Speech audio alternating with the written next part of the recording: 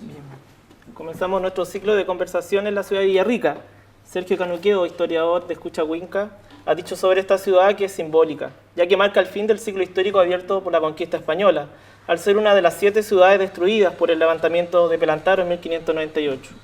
Por siglos, sostiene, se mantuvo en resguardo su ruina hasta el tiempo en que las cubrió de vegetación. Siglos después, en 1883, el general Gregorio Urrutia encontró los restos de la ciudad escondida bajo esta vegetación. Disparó salvas de cañonazos, se desarrolló una misa y recordó a la vieja civilización destruida por lo que él llamó la barbarie indígena, que ahora volvía nuevamente a ser civilizada gracias al ejército de Chile. De la siguiente forma lo dejó escrito Subercaseaux, y cito: como respetuoso saludo de Año Nuevo y comunicándole la noticia de la toma de la ciudad de la colonia, que era el último jirón de la barbarie prendido en uso de los más apartados sitios del país y sobre cuyas ruinas, obstruidas por una especie de imponente selva, se alzara más tarde quizás una imponente ciudad. Hoy día estamos en esa lo que él denominaba la imponente ciudad. Como señala José Bengoa, la fundación de Villarrica marcó el final de la vida independiente mapuche. Los rasgos del colonialismo son palpables en esta ciudad. Avenidas con los principales personajes de las distintas etapas de la conquista del pueblo mapuche. Avenida Pedro Valdía, muchos caminaron por ahí seguramente, Gregorio Urrutia, Manuel Antonio Mata, etc. Las huellas del colonialismo visibilizadas en una ciudad construida en oposición a los mapuches. Hasta cosas tan simples como el volcán ha sido rebautizado de manera criolla. Hoy no se llama Rucapillán, lo llaman Villarrica. Mientras tanto, podemos ver en las afueras de Villarrica los símbolos o donde vive el pueblo mapuche, en Coñaripe y Licanray. Si algunos visitan esas ciudades y esos pueblos, verán la diferencia entre lo que es Villarrica y Pucón y cómo se invierte en políticas públicas en las ciudades donde vive el pueblo mapuche. En fin, se sigue reproduciendo la reducción y el colonialismo. Esto nos llevó a pensar este ciclo de conversaciones con dirigentes y dirigentes del movimiento mapuche reciente. Y vamos a comenzar acá, en Villarrica, para iniciar un camino a la inversa, un camino descolonial. Vamos a iniciar desde Villarrica, la última ciudad fundada por el mundo chileno, para terminar en la frontera del Biobío, la frontera histórica, ¿cierto? Y marcada por distintos parlamentos entre el mundo español y el mundo chileno. Avanzado el siglo XXI, algunas cosas no han cambiado en comparación con el mundo criollo. Existe un cambio sociocultural, sin embargo, que va acorde con la emergencia indígena en América Latina.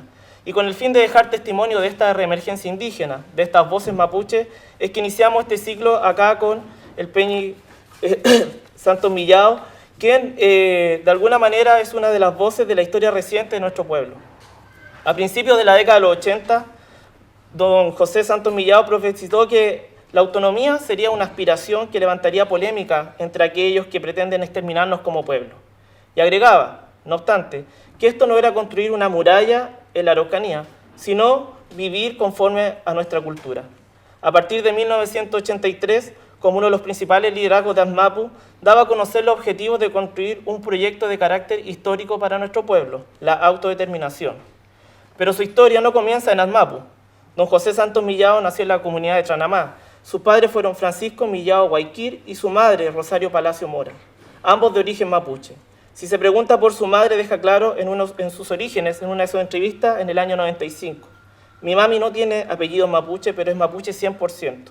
Por la total falta de respeto a la identidad de nuestro pueblo, ocurría, y creo que sigue ocurriendo, aunque en menor grado, de que simplemente a los abuelos o tatarabuelos le ponían un apellido cualquiera, como una manera de hacer más fáciles los registros cuando los apellidos eran muy difíciles. Yo concluyo que a mi mamá le pasó eso. Ella no tiene ni una pizca de no mapuche. Para mí es un honor estar sentado y poder conversar acá con don José, dejar que circule la palabra en este Nutram con uno de nuestros personajes históricos y políticos de nuestro pueblo. Como señalaba, su historia comienza antes de ASMAPU. De muy joven se insertó en las luchas sociales de la 8ª región y la 9ª. Reconoce a su padre como una de sus influencias políticas. Como a muchos jóvenes de los 60, lo impactó profundamente la guerra de Vietnam. Solidarizó en comités críticos a esta invasión llevada adelante primero por Francia y luego por Estados Unidos. Sin duda una de las guerras de colonialismo y descolonización más aberrantes del siglo XX por el uso desproporcionado de la fuerza a manos de países coloniales. Ferviente partidario de la Unidad Popular, en marzo de 1973, don José viaja a la Unión de Repúblicas Socialistas Soviéticas, donde él mismo lo describe en una entrevista del año 94, los sueños más grandes de mi vida, fue uno de los sueños más grandes de mi vida, ir a estudiar a la Unión de Repúblicas Socialistas Soviéticas. Este hecho me parece importante, pues inserta a don José en uno de los centros de la Guerra Fría, lo que inevitablemente me lleva a pensar cómo habrá influenciado la segunda etapa de los procesos de descolonización que vivió el mundo en esa época cuando él estaba en la Unión Soviética, y cómo la Unión Soviética cumplió un rol también fundamental en esos procesos de descolonización. Una de las ideas, poder conversar con él, es cómo él vivió esa época. Durante los 90 fue partícipe de CEPI y así como actores críticos promulgaron la ley indígena en el año 93. Él fue fundador de ASMAPU, una de las primeras organizaciones que habló de autodeterminación. Por lo tanto, estamos frente a un actor político histórico fundamental de nuestro pueblo. Para algunos miembros de ASMAPU, con quienes he podido dialogar, sienten que esa ley fue el resultado de la lucha emprendida por ellos, que evitó que perdurara el decreto de ley 2568, que, como señaló don José en una entrevista, nos colocamos al frente de nuestro pueblo mapuche para asumir y salvar una intencionalidad del régimen dictatorial de acabar definitivamente con nuestro pueblo. En la década de los 90 fue consejero CONADI, el instrumento de políticas públicas emanados de la ley indígena del año 93. Como tal, tuvo que afrontar la construcción de la represa hidroeléctrica Ralco, señalando que de aprobarse esta, y lo cito al mismo, ponía en riesgo el diálogo del mundo indígena con el Estado. Y vaya que tenía razón don José. Momento en que, luego de eso, demandó un nuevo trato. Aspiración que comenzó a efectuarse en el año 2001, siendo don José partícipe de este relevante documento, que, entre otras cosas, reconoce una historia de despojos a nombre del Estado, comprometiéndose a un nuevo trato. También ha sido concejal de distintas comunas. En fin, a través de don José Santos Millao podemos hablar de la historia mapuche, de la historia política de Chile y también de la política internacional, así como su aporte a la construcción de la democracia en Chile y su lucha por conquistar políticas públicas en beneficio de nuestro pueblo.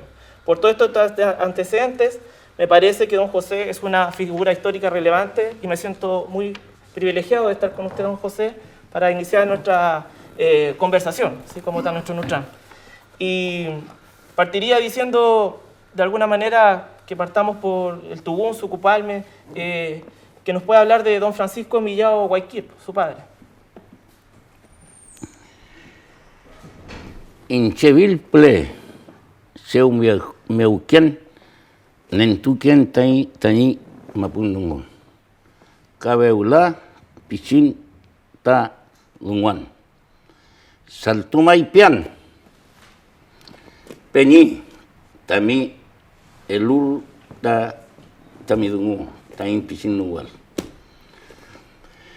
He dicho que en todos los territorios y latitudes que he viajado, he participado, siempre hablo en mi idioma. Y ahora he dicho que le agradezco que él me otorgue la palabra para instaurar esta conversación. Hueluf Capián, pero además quiero decir que Istrofilta Aimun, Mele Palua Sante Tewachi, Mapu Tewachi Winkul, Unel Tuta Saliwain, Mari, bien. He dicho que todos, sin excepción, los que se encuentran aquí, les saludo señalando de Mari 10 veces. Les saludo, hermanos. Eso es. Gracias, Pin.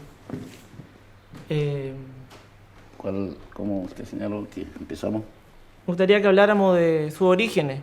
Primero que nos cuente de su padre, don Francisco Millao Guayquip, que me parece que es bien importante en su historia.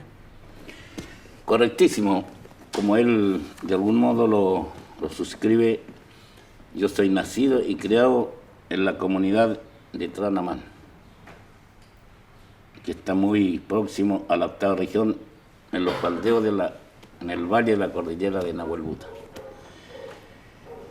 cuyos padres, Francisco Millao Guayquip y mi madre, Rosario Palacios Mora, él ya lo señaló. Mi padre fue un luchador genuino, no obvio nada, quiero hablar con toda la verdad, aunque parezca bien o mal. Él, por tanto sufrimiento que tuvo que enfrentar de muy niño, quedó huérfano muy niño, él nos decía, y sufrió los peores apremios del latifundio, de aquello que es... No habían quitado las tierras en forma directa. Él a muy temprana edad se hizo comunista y relacionó de un modo tan dialéctico la lucha por la soberanía de nuestro país ya, por la lucha con nuestro pueblo mapuche. Él el año 47 ya participaba, siendo muy joven, en la recuperación. Nosotros no hablamos de tomas. Él participó en la recuperación de sus tierras que se le habían usurpado por parte de los azules, concretamente el señor Esmisma. Pero allí, como se visualizaba una suerte de democracia, que muy poco creo en eso, entonces salía un presidente que favorable al pueblo, González Videla. Luego, cuando asume este señor, desconoce todos los acuerdos y son mi padre con otros líderes, por supuesto, del momento, se hacían cargo de esas tierras que eran nuestras, pero fueron violentamente reprimidos por los militares, los señores militares que hoy día todavía están ahí en Angol, y los carabineros. Son relegados, maltratados. Él, nada menos y nada más, es vicenieto del gran Hueupife Huañaco Millao, originario del Silla. Y yo soy como el tataranieto de Serván Hueupife. Hueupife, la traducción más o menos literal, quiere decir de que el Hueupife siempre gana la conversación, el debate, la lucha. Él fue entonces el que a muy tempranísima edad, 7, 8, 9 años, nos reunían en el fogón, como se habla hoy día, que es la fogata, nuestras rucas, y nos señalaba, o sea, suenan verdaderas clases magistrales, cuál era la situación de nuestro pueblo mapuche y cuál él visualizaba cómo iba a ser tan dura en lo sucesivo en el futuro. Junto con un tío que tenía, que le llamaban José II, ellos fueron verdaderamente mis primeros profesores. Soy hijo de ellos, de 14 hermanos. 4 son fallecidos y quedamos en este instante 11 hermanos. El último, éramos 12, el último fue, desaparece ahora, no, en el tiempo de la dictadura. Así que eso, así en forma muy resumida, lo que puedo decir de lo que fueron mis padres, cómo los primeros pasos para ir sucesivamente ya asumiendo una gran responsabilidad como dirigente de nuestro pueblo. Y doña Rosario Palacios Mora. Sí, mi mami era de aquí, de Yeupeco, de Truf, en Temuco. Y como mi abuelita Fermina,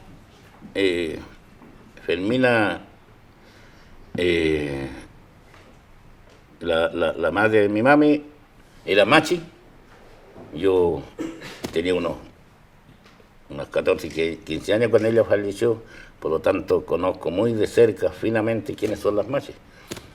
Y ella, por su trabajo, su responsabilidad, con reconocimiento, ella se llegó a Purén, a la comuna de Purén que es hoy, y a nuestra comunidad. Y llegó con la niña Rosario Palacios Mora, como se llama mi mami. Y mi mami no sabía hablar el castellano, muy poco, no se le entendía. Pero ¿qué pasó? De que, como seguramente muchos de los que están acá, especialmente nuestro hermano Fernando, aquí se llevó adelante, parece que estuviera en Temuco, eso, ahí en Padre Las Casas, en Coñón Bueno, se llevaron a cabo en la mal llamada pacificación de algunos de los más grandes combates. Y ahí sufrieron y fueron muchos hermanos encarcelados, se tuvieron que irse de ahí. Y allí ella nos decía que ella me dijo de paso cómo eran sus ancestros anteriores, ya no recuerdo, y le impusieron el nombre a todos, a la mayoría de los hermanos que están ahí, se van a dar cuenta, el que conozca la historia de nuestro pueblo mapuche, tienen apellidos Huinca, y algunos de gringos. Y así que ella se le impuso el apellido, pero ella fue 100% mapuche. Y ella, como todas las madres, muy cariñosa, muy atractiva, muy simpática, y fue la que nos apoyó desde muy chicos, para que al final la mayoría de nosotros, todos prácticamente nuestros hermanos, están en esta posición de mapuchista, le dicen algunos, pero nosotros estamos estuvimos y estamos y vamos a estar por la resistencia. Don José, ¿cómo era su comunidad en Tranamán? Sí, mi comunidad, como en todo el territorio nuestro, se constituía de muchas comunidades. Y éramos prácticamente todos comunidades. Si recordamos un poco, nos retrotraemos un poco en la historia, pero no es esa la finalidad. Quiero responder más directamente a la pregunta. Ahí éramos todos, entre Purén y Lumaco. Ahora se nombran Lumaco como que es otro pueblo, era uno solo. Los Sauces, Purén eran un solo territorio. Pero fue recientemente digo yo, porque nuestra lucha ya mucho tiempo, y cuando el señor Teodoro Smith ya le dan la misión ya cuando ya supuestamente fuimos sometidos, pero ojo, fuimos sometidos por las armas. De eso yo creo que vamos a hablarles, no me quiero anticipar del Estado chileno, pero no políticamente. Nosotros somos, porque también hay que saber qué le significa el concepto político. Por lo tanto, el señor Teodoro Rivera dividió nuestro territorio, parte de la octava, de la décima y completamente nuestra región, instaló la ciudad a 30 kilómetros. Si ustedes se han dado cuenta, los estudiosos aquí, todas las ciudades están hasta un poco más, un poco menos, a 30 kilómetros para lograr su éxito final de someternos. Ahí instalaron todos sus poderíos militares, policial y políticos, como fueron dándose el desarrollo de la política en nuestro país. Por lo tanto, allí éramos uno solo. Y fíjese que todavía somos uno solo, ojo. Ahí estamos divididos. Uno dice, yo soy de Lumaco, yo de Purén, de Sao, se traen, pero estuvimos y estamos muy coordinados. Yo, delante de la mañana, hablé con un hermano que venía a una reunión muy importante, pues, no voy a decir dónde, muy importantísima. Y yo no sé si me voy de lengua. Los hermanos se están preparando para cuando venga el señor Papa. También yo creo que a lo mejor vamos a hablar un poco. Entonces ahí, ¿cómo decir? Geográficamente estamos divididos, pero como pueblo estamos unidos tan igual como antes. José, pensando en la niñez mapuche del siglo XXI, que a lo mejor no sabe tanto de cómo era la vida allá del campo de cuando usted era niño, ¿usted nos podría describir cómo era su niñez en su comunidad? ¿Qué recuerdos tiene de esa vida ahí cuando usted era niño? Que nos pudiera contar cómo era la historia mapuche. Muchísimos recuerdos tengo, porque yo fui un niño bastante inquieto, muy inquieto, quería hacerlo todo. Ahí pasaba el tren ese con que tiraba humo para arriba de las locomotoras, quería ser maquinista. Se preparaban profesores en el Angol, que hoy día como está tan cambiado la forma educacional, uno cursaba el sexto año y después, en vez de irse al liceo, podía irse a la escuela normal, y uno de 14, 15, 16 años salía de profesor. Cuando me di cuenta que eso no era para mí, rechacé todo eso y me dediqué, claro, a la actividad más propia. Fíjense, yo tengo que decirlo, eso no se ha escrito en ningún lugar. Nosotros fuimos trabajadores, los chicos, pero no como obligados, no como impuestos, sino por propia conciencia, porque era la situación en ese momento. Yo de los 5 o 7 años yo araba con mis bueyes, mi carreta, y cultivábamos nuestra tierra. Cosechábamos bastante. En una ocasión, me recuerdo, cosechamos 3.000 sacos de papas. Y con esa edad fuimos a vender papas a pasar al Evo con mi papi. Y papa y cebolla. A los 11 años, con un gran amigo que tengo, que es Hernando Riquelme, tomamos nuestras cosas, un saco, echamos nuestros muy pocos en serio, una manta, y nos fuimos a la cordillera a cortar chicos. A cortar chicos, ahí se sacaban tareas, se llamaban no sé cuántos metros cuadrados, me decían. Pero era uno capaz de cortarse una, estar al día. Salimos, al mes volvimos, no sé cómo, yo cuando después pienso, analizo, no sé cómo, tan pequeños, no saben trabajo, porque éramos muy responsables.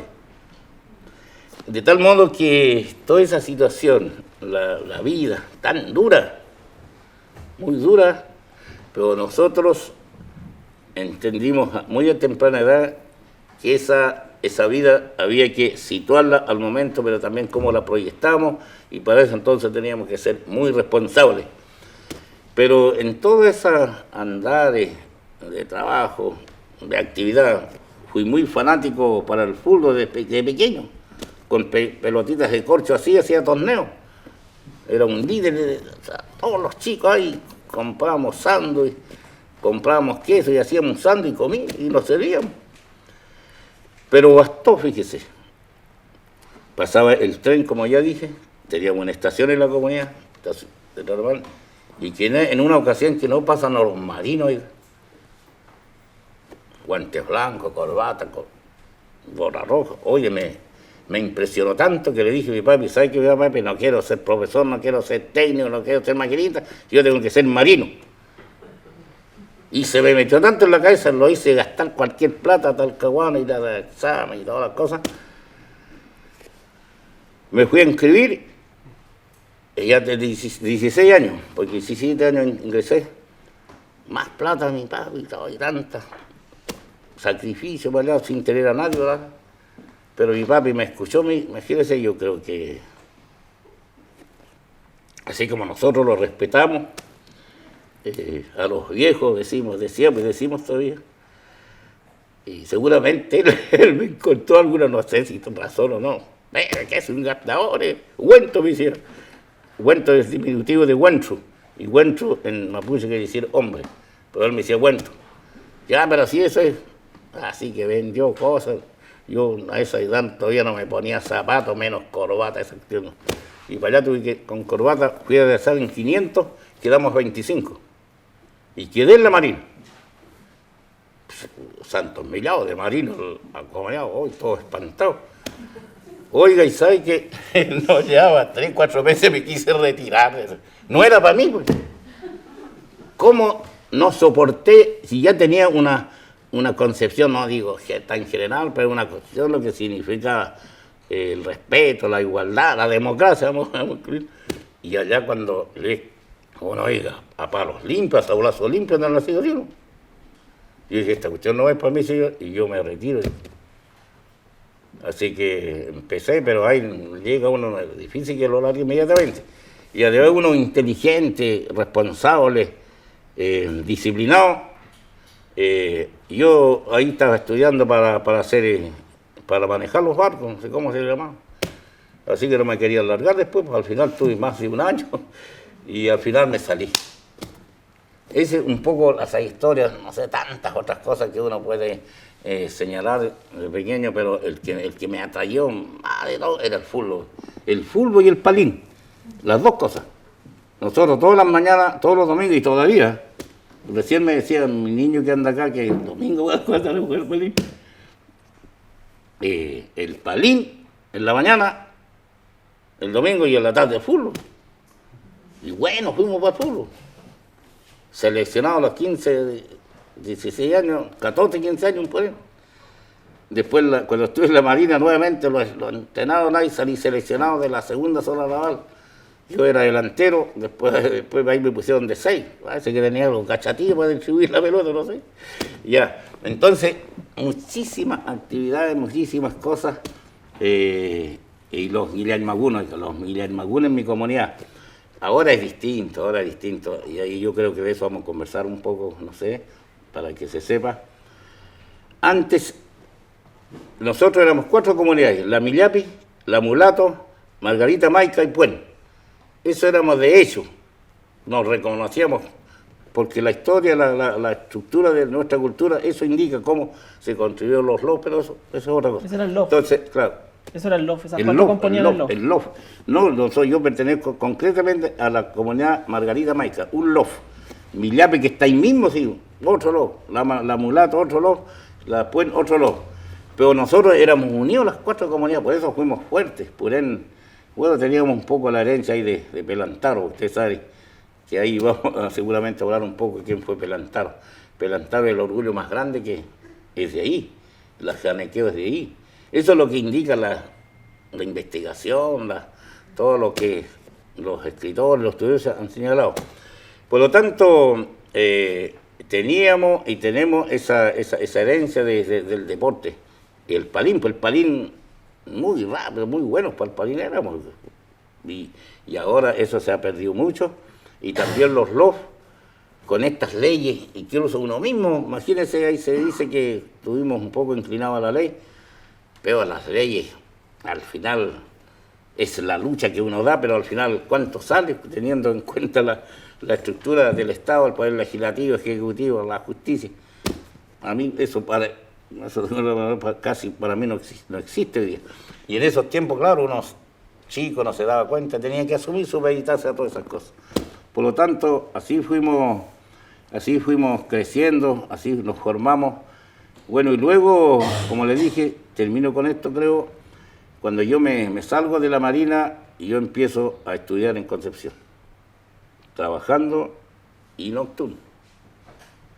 Bueno, así rápidamente llegan los años, pero ya después del estudio normal, como es hoy día, básica, media, universidades, post-títulos, hoy día casi todo el mundo anda con tremendos estrellas en todos los lados, con títulos, más post-títulos. Yo esa cuestión la cotizo muy poco. Y por lo tanto, llegamos ya cuando yo me salgo y me empiezo a preparar, y llega un momento que tengo que atravesar los océanos.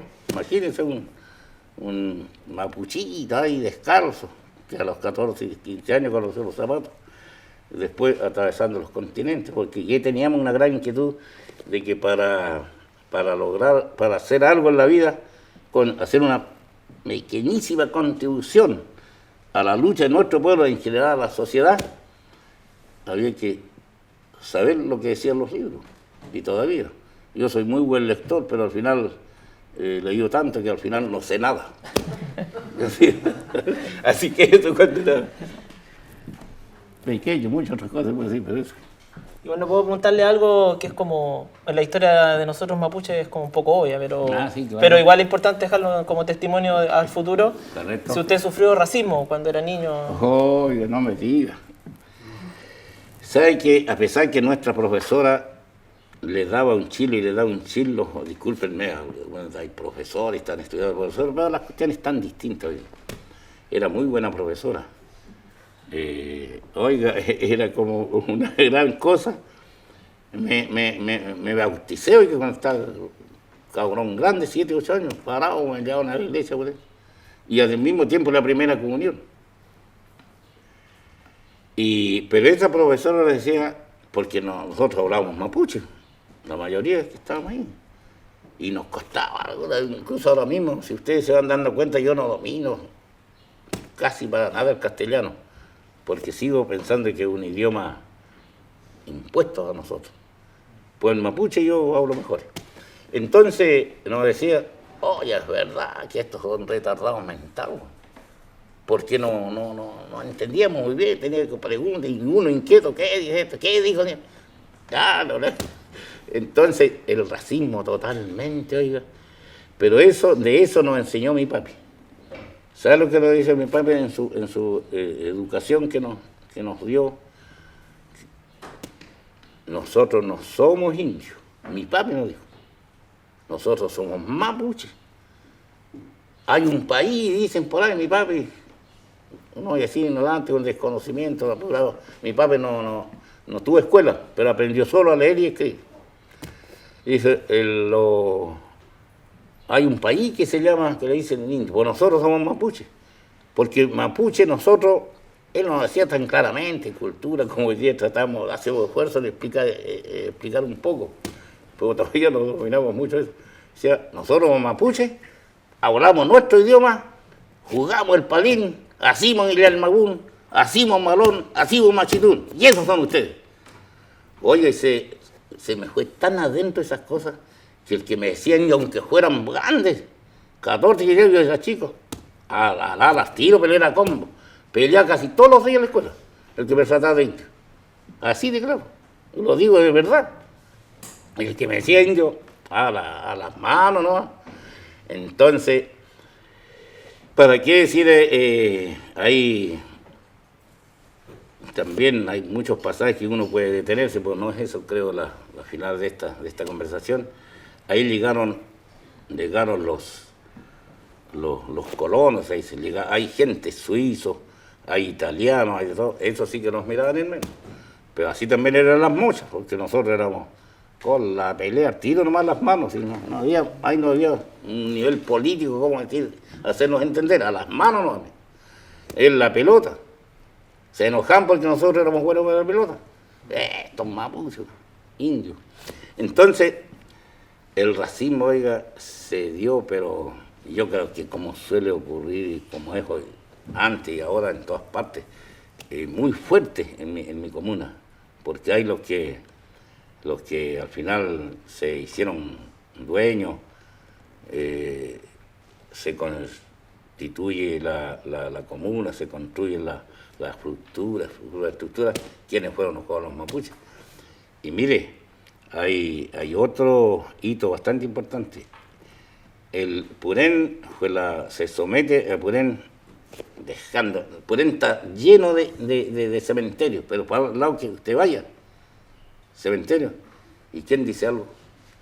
Yo fui concejal ahí. Por esas razones, sabiendo que yo sabía que más que hacer cosas para el pueblo es como alinearse al Estado, a la forma de política que han impuesto.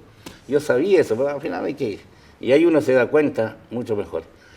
Y por lo tanto, la gente que llegaban ahí se mofan hasta el día de hoy. Que me decir que está solucionado el problema. Entonces, cuando en 1869, después que el señor Cornelio Saavedra, como se mencionaba, hizo un parlamento ahí con los... También, bueno, pero hay que decirlo al final. El pueblo machista es como todos los pueblos, hay gente que atornillan al revés. Ahí desgraciadamente los señores, les voy a decir, hay un gran, no sé, lonco dirigente, Colipí, que negoció con Saavedra, hicieron un parlamento para entregar por él. Y por lo tanto, eso sucedió así verdaderamente, y quienes mandaron fueron todos los colonos, mezclados con los no mapuches, latifundistas. Y lo que le quise decir, y se me fue un poco la onda, es que es también inédito el primer concejal mapuche que sale ahí, el que habló. Imagínense cuántos años, en 10 años atrás. Y cuánto estoy señalando, cuándo se construye Purén, y a 147, 148 años, y sacamos bien la cuenta.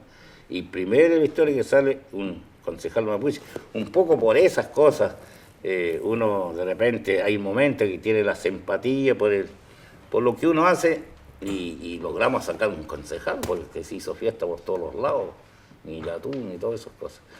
Y hoy día, imagínense, hoy día tenemos 2 concejales. Y esos concejales estamos juntos y también con grandes contradicciones porque se supeditan mucho a lo que dictamina el Estado, las políticas estatales. Por ejemplo, en la educación. Yo fui un baluarte cuando fui concejal en los congresos, como concejal y alcalde, de luchar por que la educación realmente no correspondía que estuviera en manos de un alcalde y, ¿no? Tenía que ser más general, no sé si estatal, pero de otro modo, de tal modo que la educación fuera un real paso significativo histórico para ir resolviendo las profundas desigualdades en la educación, como todos sabemos, que ahí los que no tienen los recursos, los que tienen el medio, simplemente no alcanzan a llegar hoy día. Hoy día yo creo que, pero si se hace un análisis estadístico, vamos a encontrar que hay muchos que no alcanzan a llegar ni al octavo básico. Después del octavo a la escuela quedan otra cantidad afuera, y para qué decir la universidad. Entonces eso todavía se da, claro, en menor grado. Hoy día sí que hay una gran paso en la búsqueda de prepararse mejores para seguir emitiendo opiniones para solucionar alguna vez el asunto que estamos sometidos. Don José, ¿usted recuerda a alguien que lo haya formado o que fuera importante en su vida durante esta etapa de niñez y adolescencia? Muchísimo, mire, me recuerdo, y yo pensé que podía ocurrir esa pregunta. Mi papi se reunían todos los loncos, digamos, en su edad, jóvenes, 25, 30, 40 años, mi papi, con todos los loncos, con Paulito Aniñí, que era como el líder, sí. Eran comunistas. El Pablito Aniñí era comunista, bueno, orador en la plaza, en todos lados. Andrés Mulato, Pancho Vidal, un hermano que estaba casado con una hermana ahí, todo encabezaban. Y sabe que, yo no recuerdo exactamente, pero tenía que ser por el año al 60, cerca del 60. Y llega, se construye el Liceo de Purén. Y el Liceo de Purén, el director, un profesor Peña, el director del liceo, y que no es comunista, y nos iba a hacer, a endilgar esa filosofía, esa ideal a la comunidad. Y por lo tanto, ese profesor también contribuyó mucho a cómo era el Estado, la situación en ese momento y antes, contribuyó mucho. Pero y también nuestros loncos que estaban ahí. Ellos se sentaban con nosotros y lo decía más o menos como decía como decía mi papi. Y por lo tanto, esa persona yo creo que contribuyó mucho a endilgarnos cómo más o menos era la cosa. Y por lo tanto de ello estamos altamente agradecidos. Y el que influyó mucho en la formación nuestra, no solo del resto, mi hermano y de toda la gente más cercana, los jóvenes de ese tiempo, fue un tío que tengo. Mi tío Medín, yo me recuerdo, el 58 era candidato a Salvador Allende. Mi tío solo salía con tarro de pintura, con volante, con la cama, y salía solo, llegaba hasta Sauce, que hay como 20 kilómetros por la línea férrea, porque en esos tiempos ni siquiera había este camino que enlaza la octava región, bueno, no había en esos caminos, cuando más caminos de carretera. Y él salía con escribía el solo en los lugares visibles, votar por Salvador Allende, el que no vota es.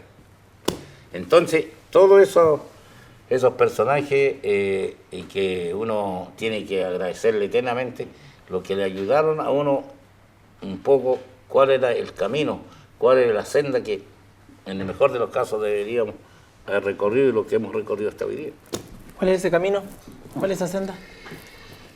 Esa senda, yo poseo una percepción, no sé, medianamente clara, uno puede estar equivocado o no, cómo aquí se lleva adelante la política de exterminio de nuestro pueblo mapuche.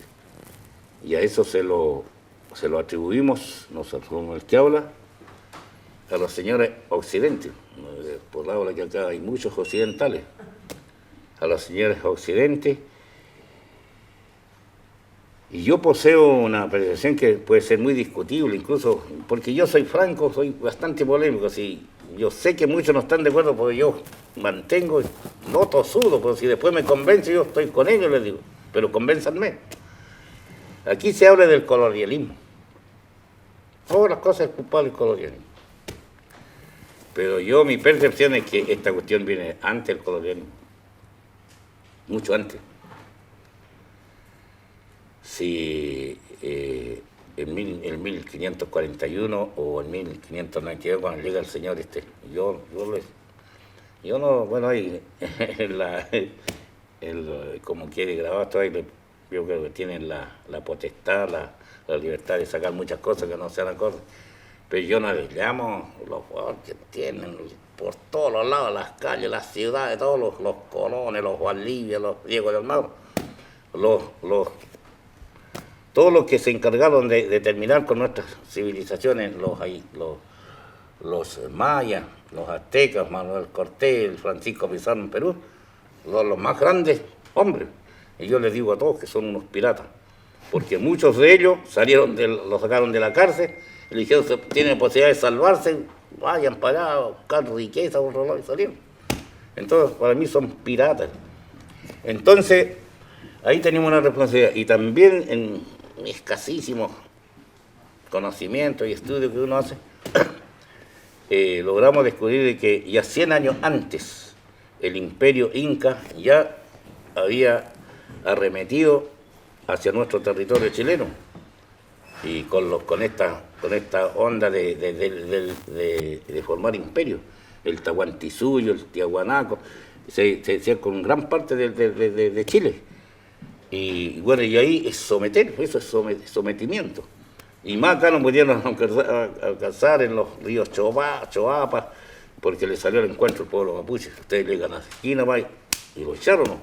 Entonces, hasta ahí yo tengo conocimiento que empieza todo esto.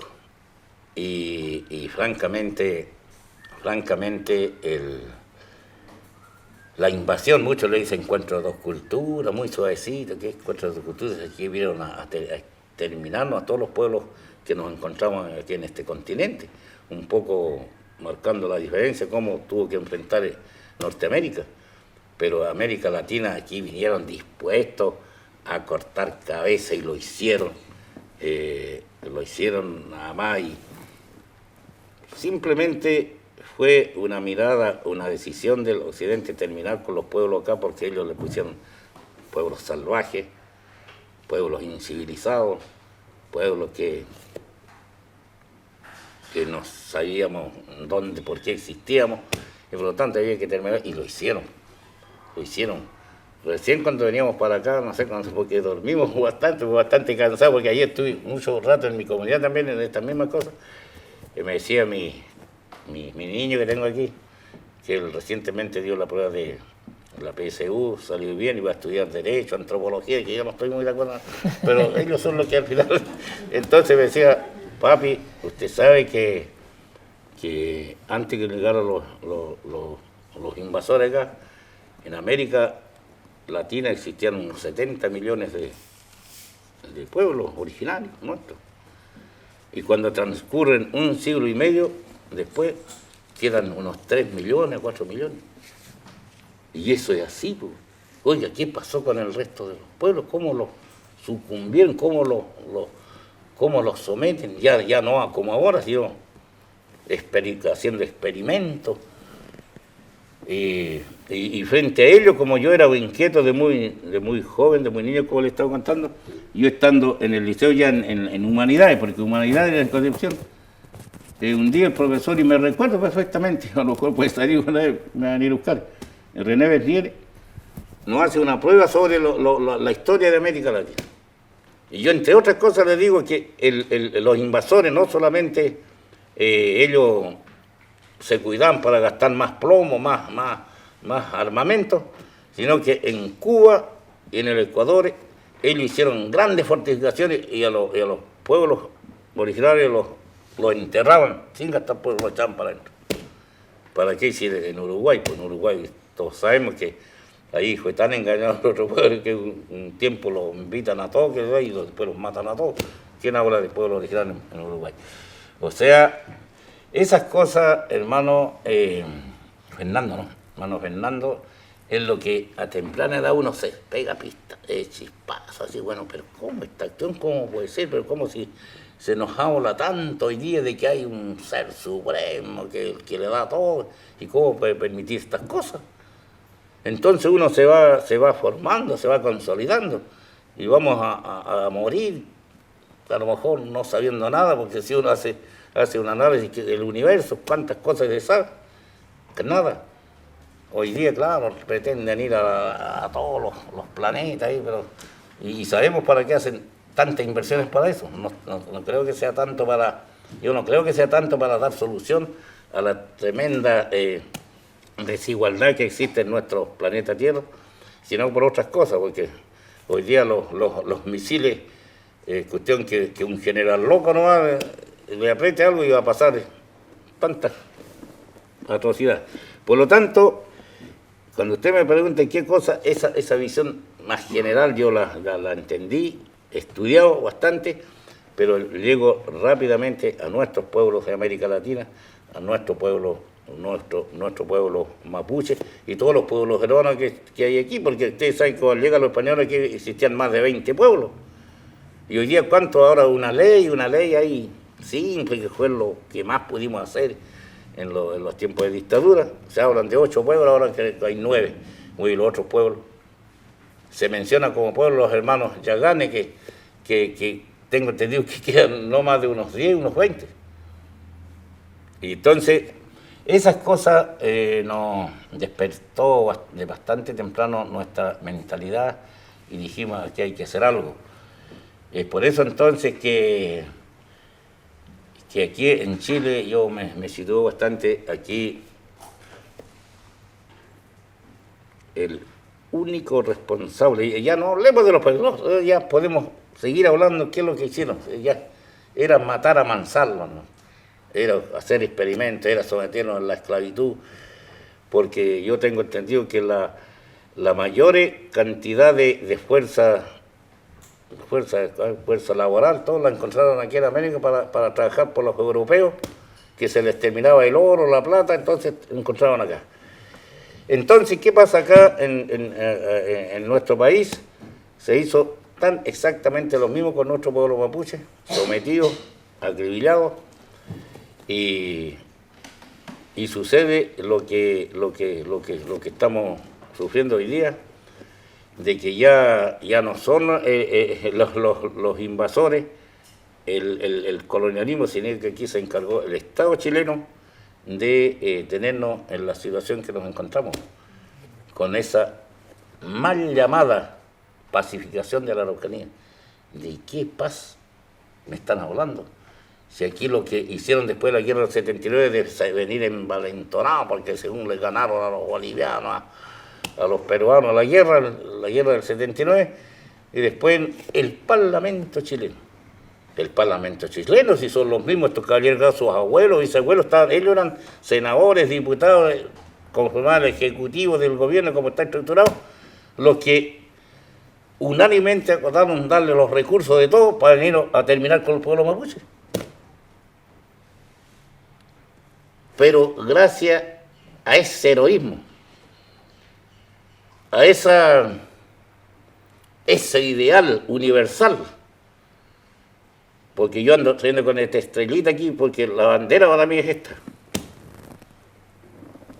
Porque nuestro pueblo, por pasar tantas etapas, en miles y miles de años, uno habla de 12.000 años, otro habla de 33.000 años, 40.000 años. Entonces nuestro pueblo sufrió y pasó todas las pruebas que una civilización humana que se estructura como cultura la vivió, la sufrió. Y eso fue, entonces, entre otras cosas, que como Calvario, Lautaro, Caupolicán, Pelantaro, Anganomón le dicen los Huincas, pero Anganomón es una... Todos los apellidos nuestros están tergiversados. Yo no sé si el apellido del hermano está tan correcto, deberíamos investigar los toponímicos. El mío está tergiversado. Yo soy Millahue, no soy Millao. ¿Qué significa Millao? Si queremos traducir literalmente el apellido, nada. Milla es oro, pero y después, soy Millahue. Entonces, ellos se encargaron de llevar adelante una estructura total de exterminio, como decía, y allí entonces sale un pueblo mapuche que, como les dije delante, desde la invasión del imperio inca, desde ese minuto hasta hoy día, el pueblo mapuche está presente. Hablamos mapuche, llevamos adelante nuestras tradiciones todos los días. Y tenemos problemas con el territorio. Según la estadística, todos los estudios, las investigaciones, poseíamos al llegar los españoles 31 millones de hectáreas de tierra. ¿Saben ustedes? Y en eso somos parte. Eso puede ser un poco interesante lo que digamos, por eso tenemos que limitarnos a decir un poco, no un poco, sino la real situación y la verdad, estando uno ha logrado indagar, conocer y sufrirlo en carne propia.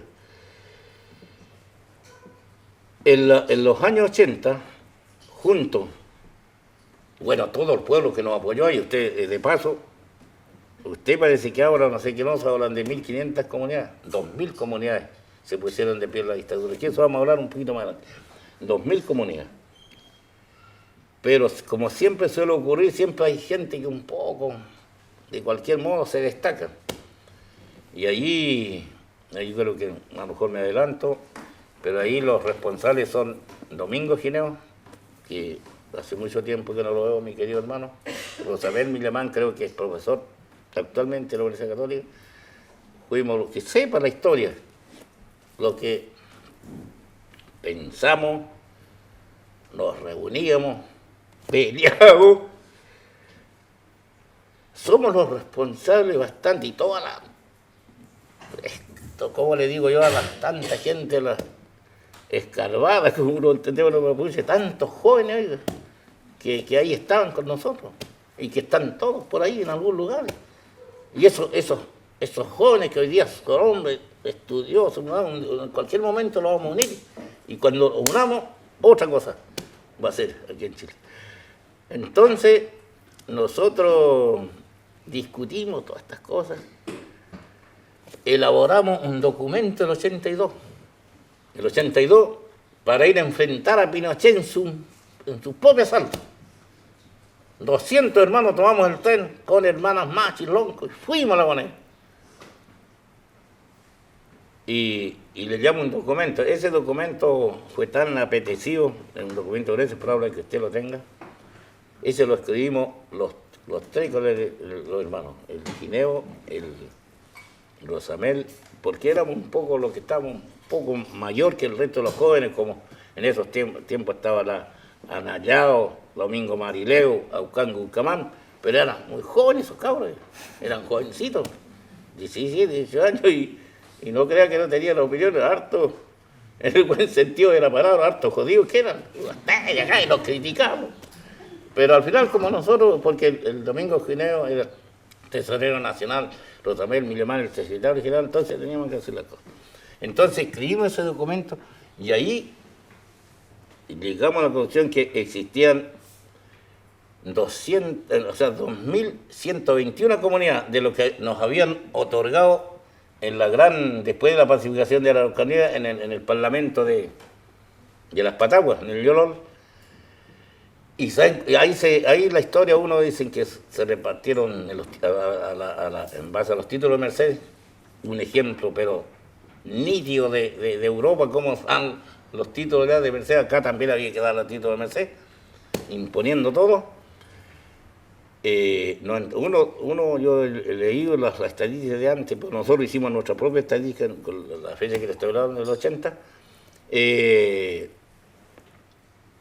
De 221 comunidades que aún, porque las otras se habían dividido ya, porque fueron 3.000, ustedes saben, 3.000 38 comunidades que en el Parlamento de las Pataguas, después de la pacificación, le entregaron a nuestro pueblo. Más o menos como con 77.000 jefes de hogares,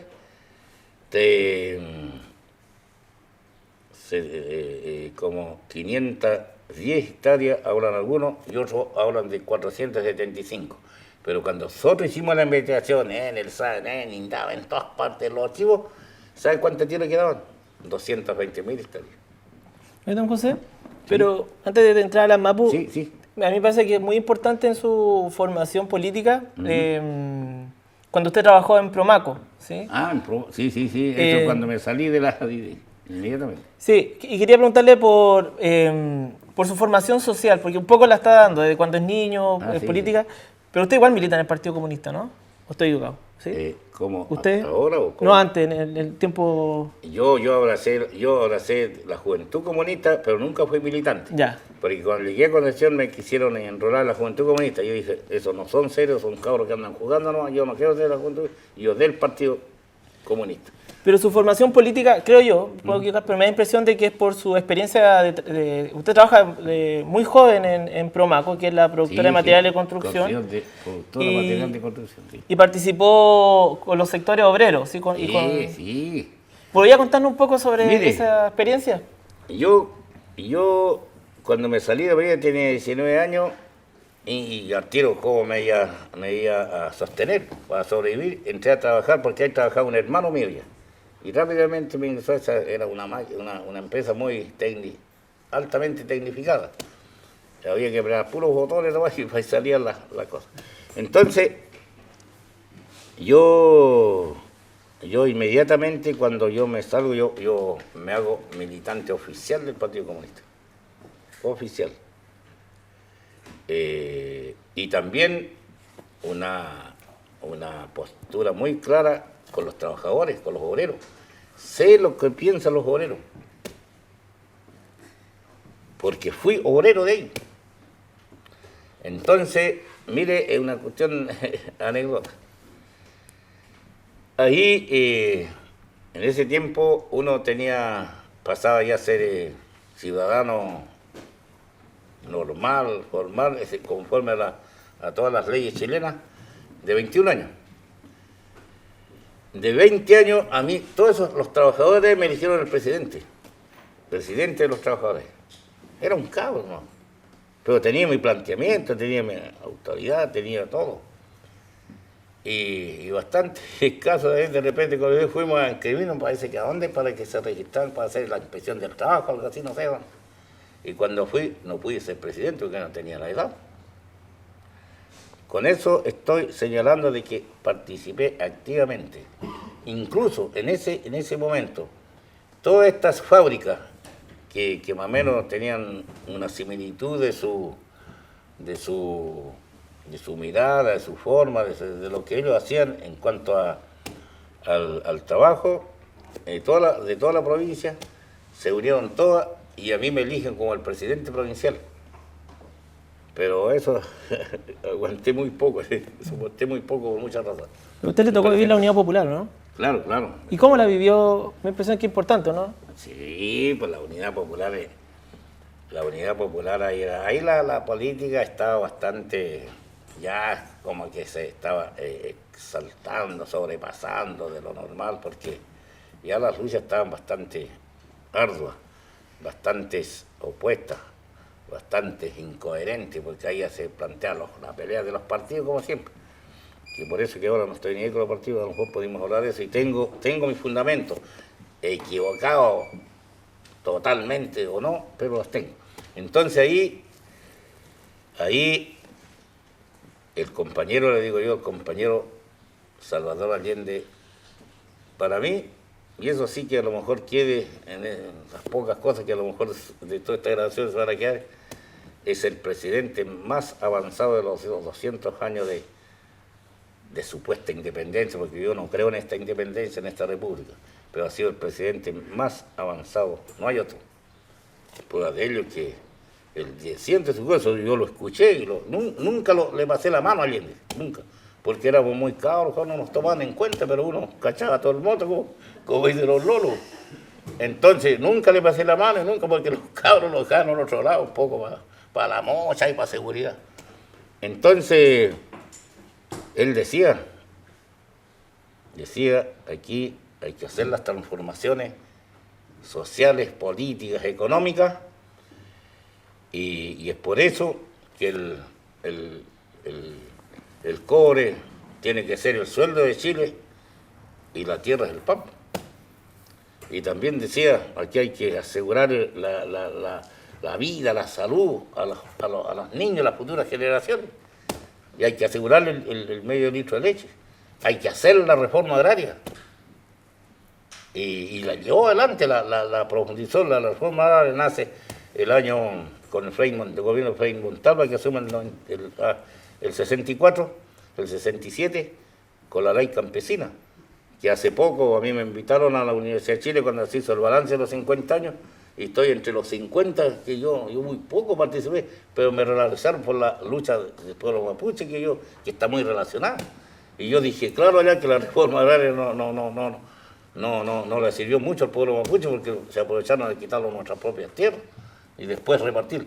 Entonces, la lucha política, y fíjese, pues, que uno es cabro bastante alocado cuando uno estaba aquí, estamos con cosas. Yo venía con pistola en mano a la casa, y allá andaba con pistola, porque allá, un año antes, 2 años antes, no recuerdo ya, y se preveía dura la lucha, en las universidades, muchas cosas. El Luciano Cruz, ustedes todos los conocen, él llegó a ser presidente de la Universidad de Concepción, y él tenía otra mirada, tenía una mirada, bueno, no quiero irme de lengua, voy a ser bastante cuidadoso en algunas cosas. Ellos tenían otra mirada de que no compartían con la política de Salvador Allende. Y yo estando en una posición también política bastante, el Partido Comunista, yo era allendista 100%. ¿Qué veía en Allende? ¿Ah? ¿Qué veía usted en Allende? ¿Qué le gustaba? No veía en Allende de que primero él postulaba al socialismo. Y si hablamos del socialismo me puedo tener mucho porque algo sé de esas cosas. Y vamos a entrar al socialismo. Sí, ya, entonces, pero él proclamaba el socialismo. Y el socialismo significaba pasar a otra etapa de transformaciones sociales, políticas y económicas en nuestro país. Y en ello, y son las discrepancias que hoy día incluso tenemos, pero de forma subjetiva aquí con nuestro pueblo mapuche. Entonces yo pensaba, como persona, de que llegando a una etapa superior de transformaciones sociales para los trabajadores, en donde se plantea, por supuesto, la igualdad genuina, categórica para todos, en donde los medios de producción realmente pasaran a los trabajadores, y no como en esos tiempos, y no como hoy, que solamente se aprovechan del sudor del trabajo, de las manos de obra del trabajador, pero los medios de producción siguen perteneciendo al capitalismo. Entonces, el Allende, con eso, él está apuntando a lo que dije en mis primeras palabras. Él está postulando, y realmente lo hizo, en contra del capitalismo. El capitalismo y el imperialismo, que es otra fase, hay que, como hoy día lo vemos, la globalización, todas esas cosas, la mundialización de todo. Entonces yo veía en Allende una posibilidad de que los trabajadores en general, encabezados por la clase obrera, por todos los sectores, por los estudiantes, por los profesores, por las juntas de vecinos, todas las organizaciones que se pronunciaron en ese tiempo, indudablemente ahí iba a haber una mayor apertura, iba a haber un puente, iba a haber un momento de posibilidad de especificar, de luchar por la especificidad de nuestro pueblo mapuche, que yo en ese tiempo no cachaba mucho tampoco, que es lo que hoy día está apuntando, que es la libre determinación. Pero hay una forma muy rudimentaria, muy poca visión teníamos todavía, pero yo visualizaba algo que si la sociedad chilena, como país, ahora Chile, lleva adelante un gobierno más democrático, como lo pensó Allende, y en donde se iban a señalar que las grandes riquezas que las manejaba el capitalismo, el imperialismo, bueno, tenía que haber una mayor posibilidad para arreglar las cosas en nuestro pueblo mapuche. Y una cosa que no les dije antes, yo como desde muy tiempo, o sea, desde muy niño, me di cuenta de la lucha nuestra específica. Yo siempre, incluso cuando yo me abrazo con mi papi, cuando me voy a presentar a la Marina, yo digo, papi, si yo no quedo, yo vuelvo por acá. Y como quedé, no volví, y por eso ahí es probable, como en todas las cosas, haya sido mejor, porque me preparé mejor, ya sea en la política, en los estudios, y si hubiese regresado, yo creo que igual habría escarbado e irme para otro lado para saber más cosas. Entonces yo veía en eso, en la Unidad Popular, la posibilidad de hablar de construir un socialismo como estaba planteado en esos tiempos, y eso indudablemente iba a ayudar pasos en términos más concretos, específicos, para solucionar la problemática nuestra, que como estábamos sometidos. Entonces, para mí, repito, el mejor presidente de Chile es Salvador Allende. Aquí no me venga con otras cosas, porque algunos dicen que fue Pinochet. Así que ese hombre, va a haber un capítulo cómo los tratamos en la dictadura. Ya, entonces, ese fue, yo creo que fue una ampliación, una apertura de nuestras mentalidades, cómo ir abordando y cómo ir entendiendo la temática global. ¿Y habían otros referentes suyos en ese tiempo? ¿Otros referentes políticos además de Salvador Allende? No sé, ¿tenía otro...? Bueno, habían hartos referentes políticos. ¿Otro que iba a mirar a usted en ese tiempo? Yo le hablé delante de Luciano Cruz. Luciano Cruz era un cabro que a mí me gustaba, cabro bueno, orador, y atraía las masas, a los jóvenes, pero llegó a ser presidente, y yo como que estaba con Luciano Cruz y estaba por la calle, pero en las líneas partidarias uno le enseña muchas cosas, igual que pasó cuando Mao Zedong se pasa por encima de todo y dice que hay que levantar el pueblo, y pasa por encima del Partido Comunista. A todo lo que se pronunciaba por Mao Zedong, ese tío lo expulsaban, tío. Y miren dónde está la China comunista hoy día, que muchos pudimos tener discrepancias, pero ahí podremos hablar en un momento. Entonces, yo veía ahí también una gran aporte que hacían los partidos, porque la Unidad Popular se compuso de 6 partidos. Ya no me acuerdo, ya son los socialistas, comunistas, MAPU, izquierda cristiana. MAPU, izquierda cristiana, todo. Un poco como ahora, que son más, y por primero eran como cerca de 20, ahora no queda ninguno de la primera mayoría, como se decía. ¿Pero usted se acuerda de alguna vivencia como era la UP? Así como un joven, que no sé, alguna movilización, ¿cuál era el sentimiento de la época? Sí, si tuviera que contárselo a sus nietos, ¿sí? ¿Cómo usted le contaría a la Unidad Popular a sus nietos? No, es que la Unidad Popular aglutinó a muchísima gente, porque el planteamiento era interpretado, llegaba a las masas, como decía, a los trabajadores.